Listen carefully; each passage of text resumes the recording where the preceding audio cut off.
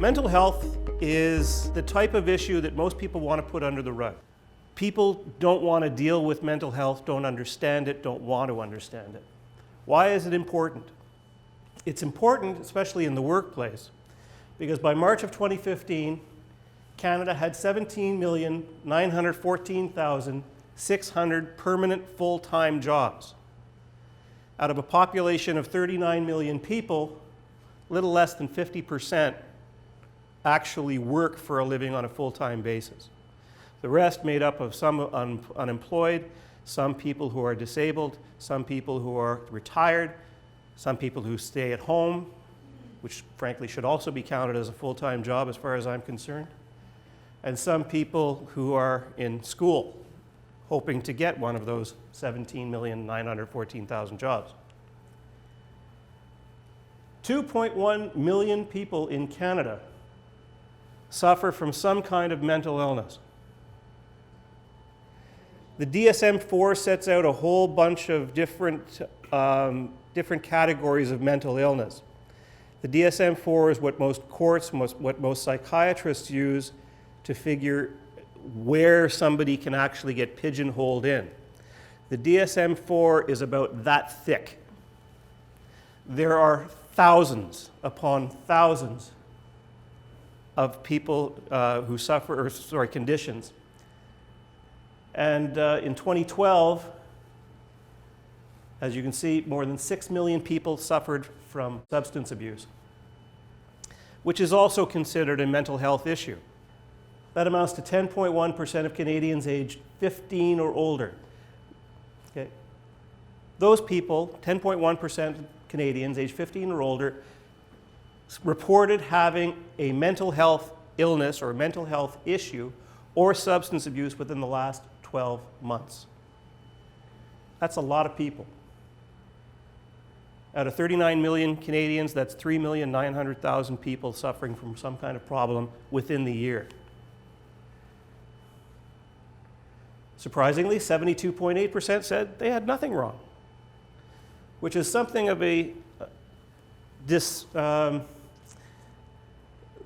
problematic statistic, because it's self-reporting for one thing.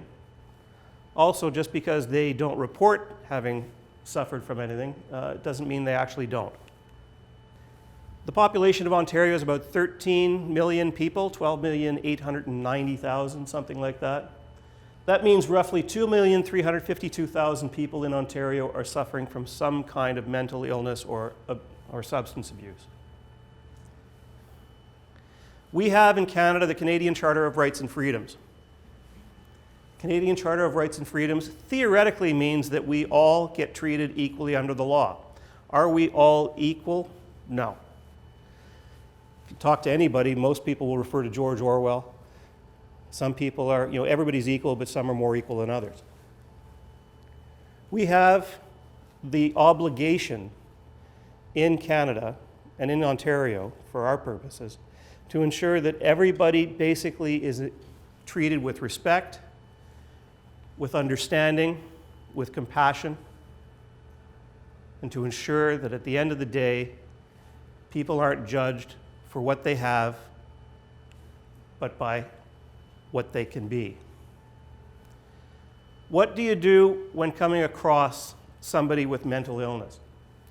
When you hire somebody? First of all, the Ontario Human Rights Code, dealing with employment.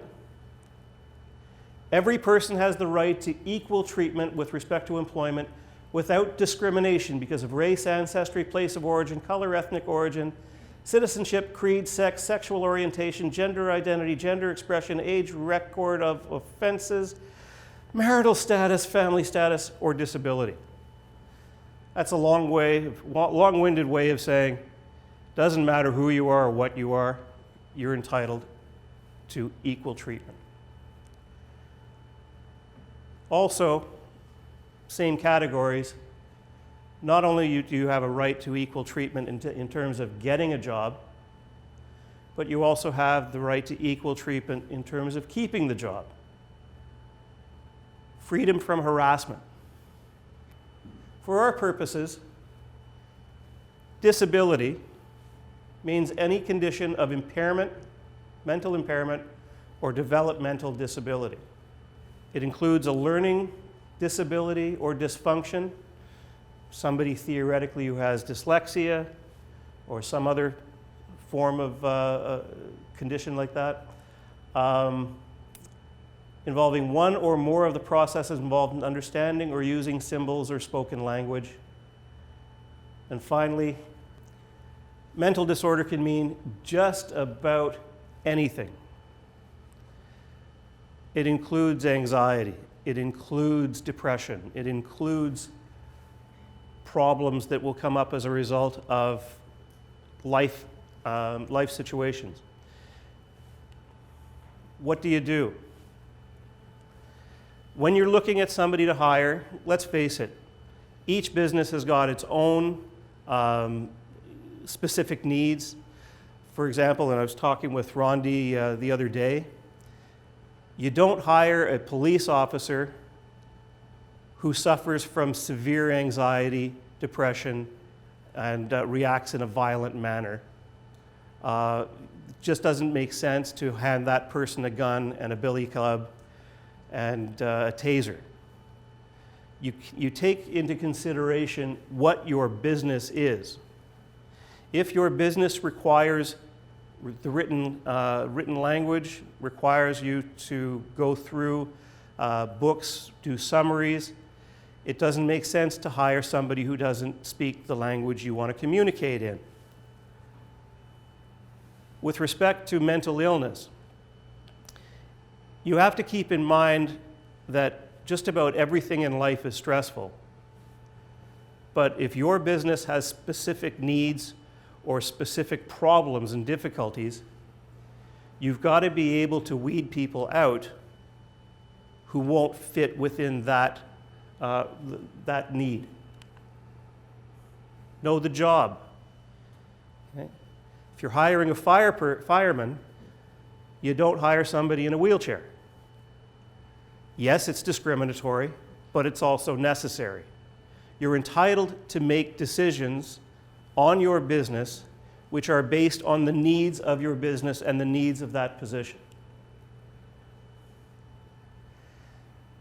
You have to make policy statements. You have to make sure that the policy within your system, within your organization, is clear and concise so that everybody understands exactly what you're talking about and exactly what you're doing. Lawyers have a nasty habit of setting everything out in 5,000 words where 3 can do. That's because we used to get paid by the word, literally. But you do need to make sure that the policy statements within your organization are clear, they are understandable, that anybody can take a look at them and know exactly what needs to be done, exactly where they're going, and exactly how to get there. If it's not clear and concise, it could run into problems. You also have to make sure that everybody knows where to find the policy. Russia, for example, had the most outstanding Bill of Rights on earth while they had a communist regime. They had absolutely no publication of it or enforcement mechanism. So nobody knew they had the rights. Makes sense to make sure that you have a book or have the policy posted somewhere where it's easily accessible. Most mental illness comes about because there's something that misfires in someone's head. The more science looks into things, the more they discover that there's a lot of chemical imbalances, that there's a lot of things that tend to be off kilter. As we grow in knowledge and we grow in the ability to test things, MRIs, CAT scans, that kind of thing, we learn that with certain illnesses, with certain diseases, certain parts of the brain stop working the way they should. You're entitled to ask questions. You're entitled to interview people. You're entitled to have them fill out questionnaires. You're allowed to ask, Do you have any health concerns? You're allowed to ask for somebody to provide medical history. You may be allowed to ask, have you seen a psychiatrist? Do you have any mental health issues? You are not allowed to ask, are you crazy? You have to keep things in perspective. If there's something in your mind, frankly, where you have a doubt in terms of whether or not you're allowed to do something on the hiring process, if you question whether it's correct or whether you're going to get in trouble for it, don't do it. Very simple litmus test. If you still think that it's a necessity, call your lawyer, call an HR professional, call somebody who will know and be able to provide you with a certain amount of guidance. Because if you don't, and you ask questions or perform interviews in a way that's improper, you may very well find yourself on the business end of a lawsuit. You can ask for a police record check. You can ask for health record check. What you do with the information, obviously you have to keep it private and confidential.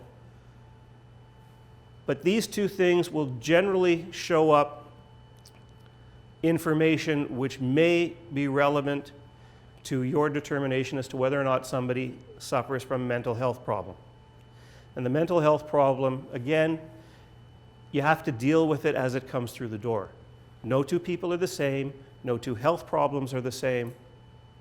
No two responses to those health problems are the same. Bottom line, can you do the job? That's what has to be your fundamental question with any person at all, whether they're suffering from mental health issues or not. Can this person do the job?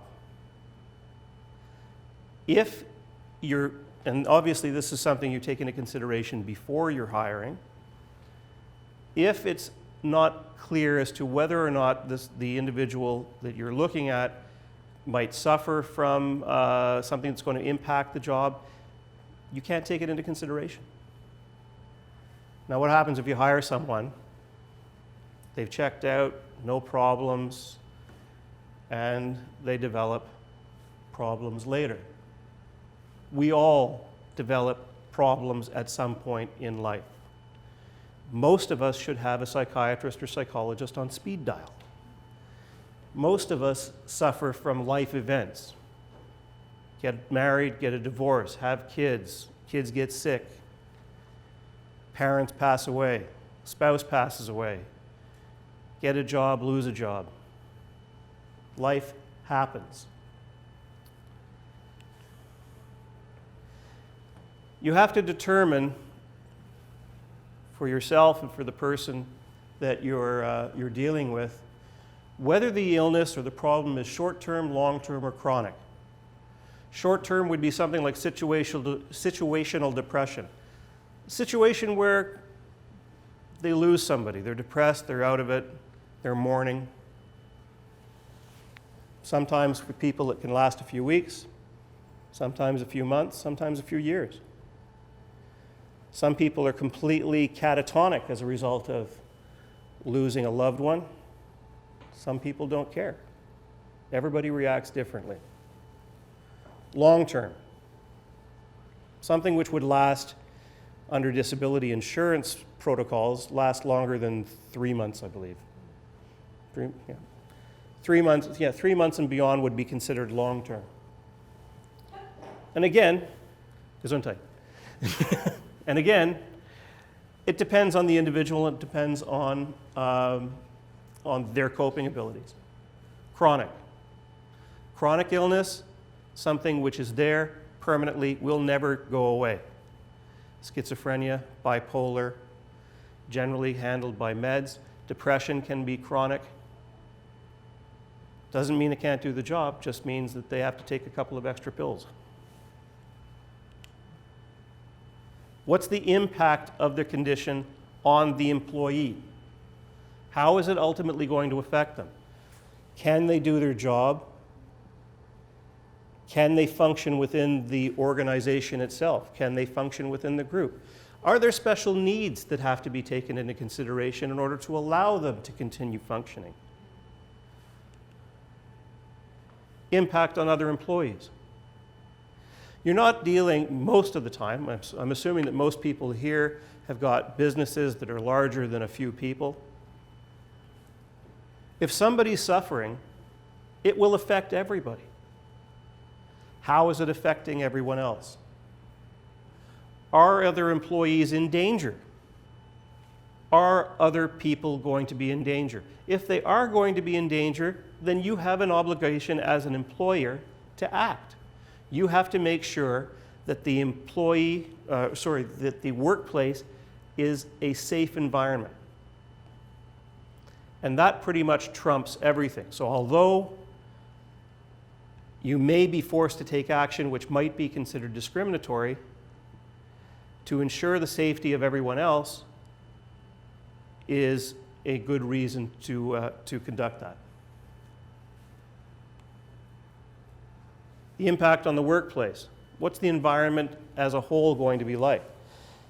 If you have to make accommodations which go above and beyond what you would ordinarily consider reasonable, is that going to affect everyone else? Is it going to affect morale? Is it going to affect production? Everything is predictably unpredictable. Everybody's different. Every situation is different. This is probably one of the only real areas where you quite literally have to roll with the punches. You're going to have to make accommodations which suit the individual employee, but which also are going to suit the rest of your workforce. Make policy. You have to have policy in order to deal with these people, all of the people, in some kind of predictable fashion for you. Determine who's going to get involved. Are there other managers? Is it just you? Are there other employees who are affected that you have to bring in order to deal with the situation? Be mindful of the fact that you have privacy concerns. Privacy concerns are very real. We are all creatures who require social interaction. We all require a certain amount of acceptance in order to function properly, particularly in the workplace. Most people don't want workmates thinking they're crazy. Most people don't want workmates thinking that they have a problem. Most people are very embarrassed by having mental health issues. Keep that in mind. If information gets out, you could find yourself on the wrong end of a lawsuit. Are you going to use outside resources? Not only do you have an obligation to deal with things by yourself, but you may have an obligation to bring in other professionals. Are you going to need a lawyer to help you navigate through the problems that this situation creates? Are you going to need a psychologist? Do you have access to disability and healthcare benefits which might allow you to bring in other people? You have an obligation to the employee to ensure not only that they are treated fairly and reasonably, but you will have an obligation under the Ontario Human Rights Code to ensure that you make accommodations for them.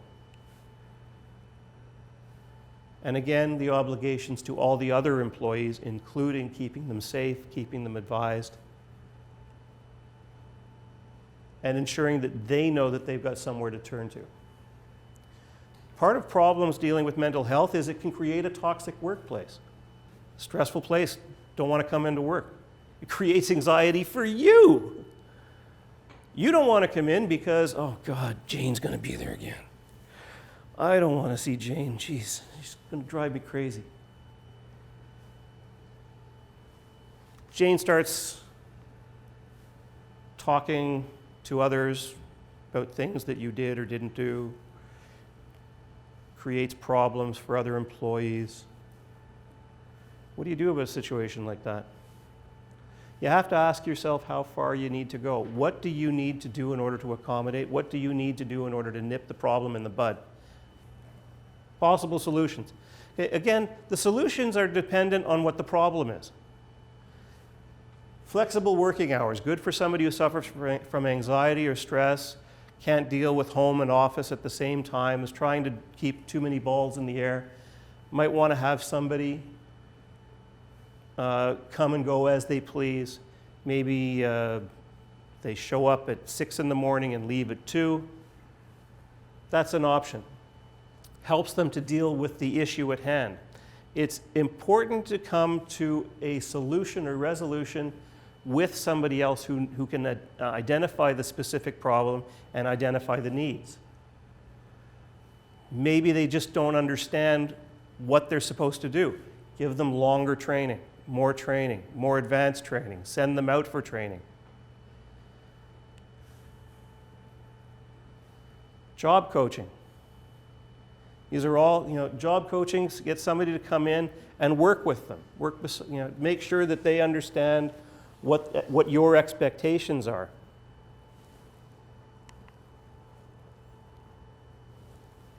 Try and talk to them in a way that they can understand you. Some people, for example, if they have dyslexia, you can't talk to them in writing because a lot of times it's just jumbled up. Figure out a way that best communicates your ideas and your needs. Maybe they need some time off, other than permanent time off. If you have disability, that's probably a good avenue. But again, most disability carriers will require a certain amount of evidence that there is in fact a long-term or short-term problem. So you're going to have to deal with medical professionals as well. Maybe you can get into job sharing. You lower your standards. Maybe it's not important that they do X. Maybe you can be satisfied with Y. Be logical. Be understanding. Consequences. If you don't take action properly, okay, we talked about the obligations to other employees. That's important. You have to make sure the workplace is a safe place for everybody to come to. If it's not because of actions of somebody who's under stress or anxiety or depression, then that's got to be dealt with and dealt with appropriately and quickly. Or not only are you potentially facing a lawsuit from the individual who is suffering from the illness, you're open to a lawsuit from everybody else. How do they feel? How is what you're doing affecting them? This is probably one of the situations where you can say, if at first you don't succeed, try again. People who suffer from mental health issues do not respond usually in a logical, rational, or reasonable way. That's because they have mental health issues.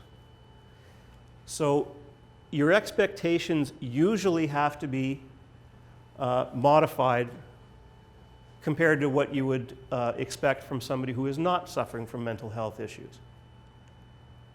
And it can really be frustrating. The fallout from suffering from mental health issues or not dealing with things properly, stigma and discrimination. I think we all know where that's coming from. People can suffer from burnout. Obviously, that makes your life hell, and it makes their life hell. If they're suffering from burnout, they're not productive, they're not conducting themselves in a proper manner. Other people have to pick up the slack, and it creates difficulties all around. It creates problems for other employees in terms of the demands on their work relationships. People get stressed, they don't deal with issues properly, and that flows down water. Harassment, violence, and bullying. These are possible outcomes if your mental health situation is not dealt with properly. They can continue to abuse or overuse whatever substance has got them into trouble in the first place. Or they might switch. Sometimes people who abuse substances aren't too particular on what they abuse. That's often how people feel. They deal with the individual. They don't want to talk about the problems because they feel that they're going to have a target. They usually won't come to you and say, hey, I got a problem. You think we can sit down and talk? You're going to have to look for cues. You're going to have to look for behaviors. You're going to have to look for things that are out of the ordinary. You're going to have to look for other people to tell you that there's something weird going on. Sometimes, even when you do the right thing, it isn't the right thing. People complain. For example, you give them their own separate work area because they suffer from anxiety. It's difficult for them to deal with things. They complain about being isolated for work after accommodation because they've been singled out. We don't want to go over there. Jane might react. We don't want to do that. We don't bother her. Just leave her alone. If they come to you complaining about problems, well, who's going to want to promote her? Why would anybody even think? She can't handle what she's doing now. Why give her more responsibility? Let's make life easy. Okay? Yes, Jane ordinarily fills out the income tax returns for the company for the year, and she does all the bookkeeping and so on. Let's not stress her. She can lick envelopes. That's okay. She's not as important anymore. Her work is being minimized. Okay, well, you know, Jane did some work, but that's Jane's work. We'll just, John, what do you think? Some people believe that because of their illnesses, because of the problems that they suffer from, they have to do more to accomplish the same thing.